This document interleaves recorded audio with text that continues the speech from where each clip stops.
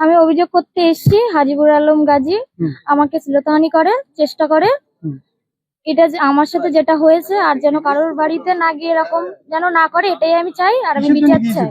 ঘরের জন্য গিয়েছিল, এবার আমার মা তো বাড়ি নেই, আমার ফটো হচ্ছে তুলতে গেছে, এবার আমাকে ওই অসভ্যতামি করে। আমি বলছি সরে যাও, সে আমাকে জোর করে মাথায় হাত দিয়ে মানে হচ্ছে এসব করার চিন্তা ভাবনা করে। 8 নম্বর স্যান্ডেল বিল। আমি বিচার চাই।